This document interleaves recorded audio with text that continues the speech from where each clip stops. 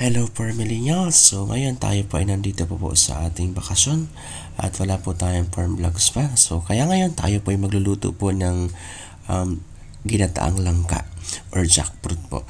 So ngayon tayo po ay kasama yung aking asawa sa pagluluto at kailangan natin gamitin po yung ating oras para magbanding kahit pa paano. Kaya kailangan natin ihanda po yung ating mga ingredients tulad po ng bawang, sibuyas at saka tanglad. Pampalasa po ng ating ginataang langka. Ilagay lang natin yung ating ginayat na langka doon sa malaking kaserola. Kasama na po nito yung mga ingredients po niya. Pinekos-mekos na po natin yung lahat.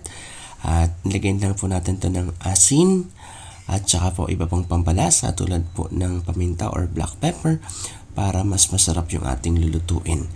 So, pagkatapos po niyan, ito po ay atin pong lalagyan po ng ating sardinas. Yan po yung pinaka-secret ingredient po niya.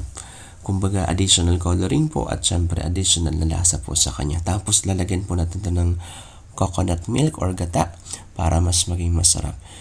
Ayan po, kumukulo-kulo na po ang ating gulay na langka.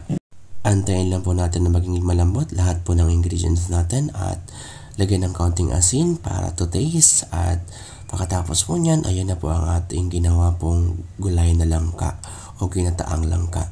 So yan na po, sobrang sarap po niyan. Maraming salamat for millennials na panonood. God bless!